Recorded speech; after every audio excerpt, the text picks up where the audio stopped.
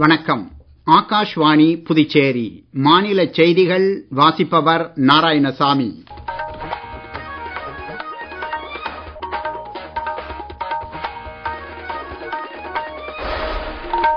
தலைப்புச் செய்திகள்.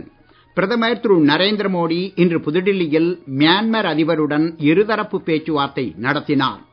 சாலையோர வியாபாரிகளுக்கான பிரதமரின் ஸ்வாநிதி திட்டம் இன்றுடன் 6 ஆண்டுகளை பூர்த்தி செய்துள்ளது. புதுச்சேரி கடலூர் சாலையில் ரயில்வே மேம்பாலம் கட்டும் பணிகளை துணைநிலை ஆளுநர் திரு கைலாஷ்நாதன் இன்று நேரில் பார்வையிட்டு ஆய்வு செய்தார். புதுச்சேரியில் 2027ஆம் ஆண்டு மக்கள் தொகை கணக்கெடுப்பை வீடு வீடாக சென்று மேற்கொள்ளும் பணிகளை மாவட்ட ஆட்சியர் திரு குலோத்துங்கன் இன்று தொடக்கி வைத்தார். இனி விரிவான செய்திகள். பிரதமர் திரு நரேந்திர மோடி மியான்மர் அதிபர் திரு யூ மின் ஆங் லைங் ஆகியோர் இன்று புதுடில்லியில் இருதரப்பு பேச்சுவார்த்தை நடத்தினர். இரு நாடுகளுக்கும் இடையிலான வரலாற்று பூர்வ உறவுகளை மேலும் வலுப்படுத்திக் கொள்வது குறித்து இப்பேச்சுவார்த்தைகளின் போது விவாதிக்கப்பட்டது. பாதுகாப்பு, போக்குவரத்து தொடர்புகள் உட்பட வேறு பல துறைகளில் ஒத்துழைப்பு குறித்தும் பேச்சுவார்த்தைகள் இடம்பெற்றன. மியான்மர் அதிபர் இன்று மாலை புதுடில்லி குடியரசுத் தலைவர் மாளிகையில் குடியரசுத் தலைவர் திருமதி திரௌபதி முர்முவை சந்திக்கிறார்.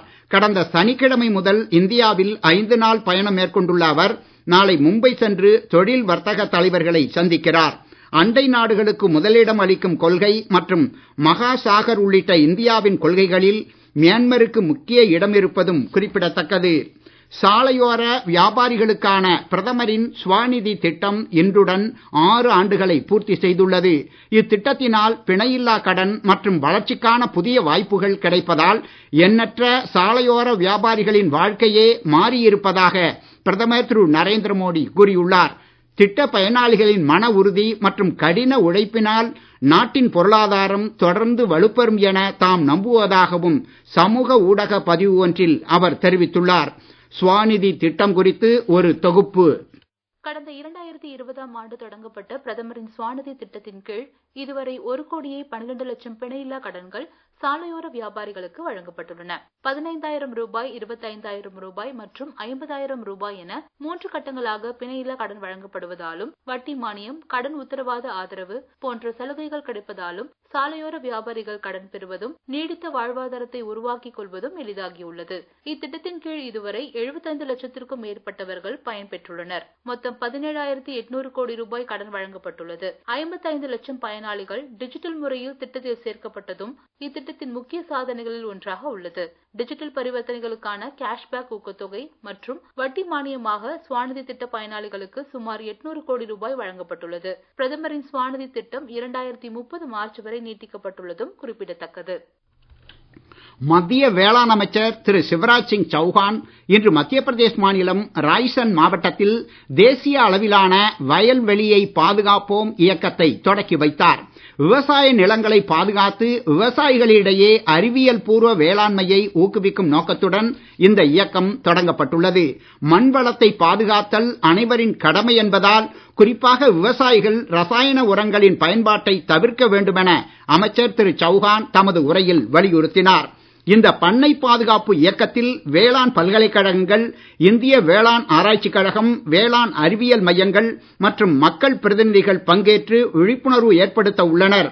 இது தொடர்பான நிகழ்ச்சிகளின் போது மண் பரிசோதனை, இயற்கை வேளாண்மை மற்றும் நீர் நிர்வாகம் பற்றிய தகவல்களும் மண்வள அட்டைகளும் விவசாயிகளுக்கு வழங்கப்படும். போலியான விதைகள், உரங்கள் மற்றும் பூச்சிக்கொல்லி மருந்துகளை கண்டுபிடிப்பது எப்படி என்பது குறித்தும் விவசாயிகளுக்கு கற்றுத் தரப்படும்.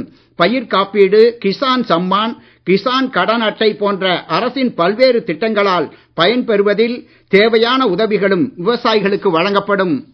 புதுடில்லியில் நீர்வள மேம்பாடு மற்றும் ஆராய்ச்சி தொடர்பான தேசிய பயிலரங்கை மத்திய ஜல்சக்தி அமைச்சர் திரு CR பாட்டீல், அறிவியல் தொழில்நுட்பத்துறை அமைச்சர் டாக்டர் ஜிதேந்திர சிங் ஆகியோர் இணைந்து இன்று தொடக்கி வைத்தனர்.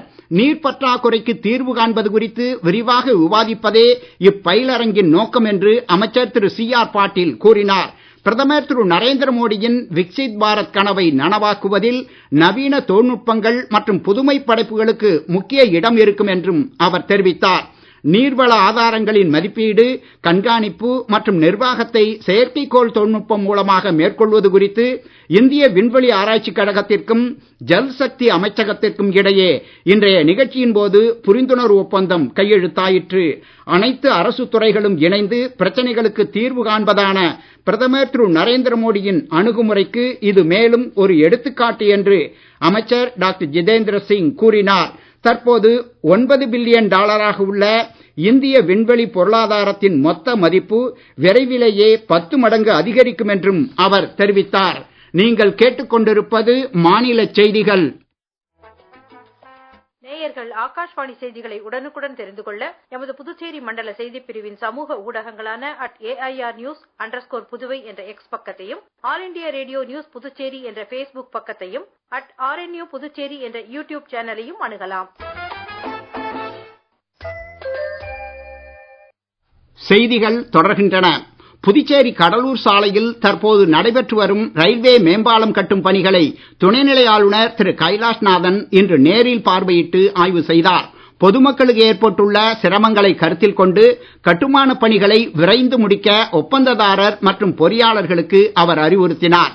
பொதுமக்கள் மற்றும் வாகனங்கள் மாற்றுப்பாதையில் செல்ல தேவையான ஏற்பாடுகளை செய்து கொடுக்குமாறு பொதுப்பணித்துறைக்கு அவர் உத்தரவிட்டார். தொடர்ந்து மறைமலை அடிகள் சாலை மற்றும் காமராஜர் சாலையில் உப்பனாறு கால்வாய் மேம்பால பணிகளையும் துணைநிலை ஆளுநர் பார்வையிட்டார். ஆய்வின் போது சட்டமன்ற உறுப்பினர்கள் திரு நேரு, திரு ஜான்குமார், பொதுப்பணித்துறை செயலர் டாக்டர் முத்தம்மா மற்றும் அதிகாரிகள் உடன் இருந்தனர். புதுச்சேரியில் 2027 ஆண்டு மக்கள் தொகை கணக்கெடுப்பை வீடு வீடாக சென்று மேற்கொள்ளும் பணிகளை மாவட்ட ஆட்சியர் திரு குலோத்துங்கன் இன்று தொடக்கி வைத்தார். ஆன்லைன் மூலம் வீடுகளை பட்டியலிடும் பணிகளை தொடர்ந்து வாழ்க்கை வசதிகளின் நிலை குறித்த தரவுகளை வீடு வீடாக சென்று சேகரிக்கும் பணிகளில் அதிகாரிகள் ஈடுபடுத்தப்படுகின்றனர். இதற்கென 33 கேள்விகளை கேட்க அதிகாரிகளுக்கு அதிகாரம் அளிக்கப்பட்டுள்ளது. தேசிய அளவிலான இப்பணிகள் நாட்டின் திட்டமிடல், தொகுதி மறுவரை மற்றும் பொது கொள்கைகளின் திறம்பட்ட அமலாக்கத்திற்கு மிகவும் அவசியமானவை என்பதால் பொதுமக்கள் வீடு தேடி வரும் அதிகாரிகளுக்கு முழு ஒத்துழைப்பு அளிக்க வேண்டுமென அரசு கேட்டுக் கொண்டுள்ளது. வீட்டு வளாகத்திற்குள் அதிகாரிகள் வருவதற்கும் கணக்கெடுப்பு எண் மற்றும் குறியீடுகளை இடுவதற்கும் மக்கள் அனுமதிக்க வேண்டுமென்றும் கேட்டுக் கொள்ளப்பட்டுள்ளது. மக்கள் தொகை கணக்கெடுப்பின் கீழ் சேகரிக்கப்படும் தனிநபர் தகவல்கள் சட்டப்படி முற்றிலுமாக பராமரிக்கப்படும் என்றும் சிவில் அல்லது குற்றவியல் நடவடிக்கைகளில் ஆதாரமாக பயன்படுத்தப்பட மாட்டாது என்றும் அரசு தெரிவித்துள்ளது. வேண்டுமென்றே தவறான தகவல்களை அளித்தால் ₹1000 வரை அபராதம் விதிக்கப்படலாம் என்றும் மாவட்ட ஆட்சியர் திரு குலோத்துங்கன் தெரிவித்தார். மக்கள் தொகை கணக்கெடுப்பு குறித்து அவர் மேலும் கூறுகையில், மே 17 இருந்து மே 600 ஹவுஸ் ஹோல்டு வந்து அவங்களோட இன்ஃபர்மேஷன் வந்து நம்ம கொடுத்திருக்காங்க. இப்ப இந்த ஜூன் 1 இருந்து ஜூன் 30 வரைக்கும் இந்த 30 நாட்கள் வந்து நம்மளுடைய எனுமரேட்டர்ஸ் வந்து ஒவ்வொரு வீடு வீடா போய் டோர் டு டோர் எனுமரேஷன் வந்து பண்ணுவாங்க.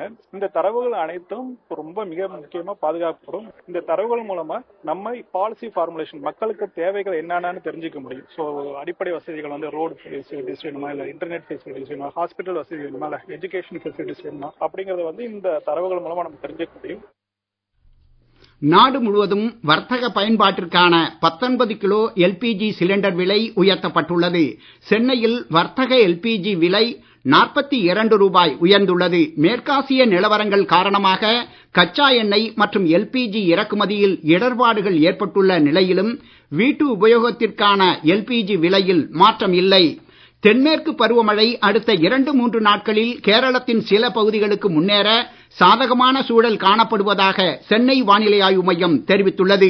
வளிமண்டல சுழற்சி காரணமாக இன்று தமிழகத்தில் ஒரு சில இடங்கள் மற்றும் புதுச்சேரி, காரைக்கால் பகுதிகளில் லேசானது முதல் மிதமான மழை பெய்யக்கூடும் என்றும் வானிலை அறிக்கையில் தெரிவிக்கப்பட்டுள்ளது. கோவை, நீலகிரி, தேனி, திண்டுக்கல், கரூர், நாமக்கல், சேலம், ஈரோடு, தர்மபுரி, கிருஷ்ணகிரி, மதுரை, திருச்சி, நெல்லை, குமரி, வேலூர், திருப்பத்தூர், திருவண்ணாமலை உள்ளிட்ட மாவட்டங்கள் மற்றும் புதுச்சேரியில் ஓரிரு இடங்களில் பலத்த காற்றுடன் கூடிய கனமழைக்கு வாய்ப்பு இருப்பதாகவும் தெரிவிக்கப்பட்டுள்ளது. மீண்டும் தலைப்புச் செய்திகள். பிரதமர் திரு நரேந்திர மோடி இன்று புதுடில்லியில் மியான்மர் அதிபருடன் இருதரப்பு பேச்சுவார்த்தை நடத்தினார். சாலையோர வியாபாரிகளுக்கான பிரதமரின் ஸ்வாநிதி திட்டம் இன்றுடன் 6 ஆண்டுகளை பூர்த்தி செய்துள்ளது. புதுச்சேரி கடலூர் சாலையில் ரயில்வே மேம்பாலம் கட்டும் பணிகளை துணைநிலை ஆளுநர் திரு கைலாஷ்நாதன் இன்று நேரில் பார்வையிட்டு ஆய்வு செய்தார். புதுச்சேரியில் 2027 ஆண்டு மக்கள் தொகை கணக்கெடுப்பை வீடு வீடாக சென்று மேற்கொள்ளும் பணிகளை மாவட்ட ஆட்சியர் திரு குலோத்துங்கன் இன்று தொடக்கி வைத்தார். இத்துடன் இந்த செய்தி அறிக்கை நிறைவு பெறுகிறது.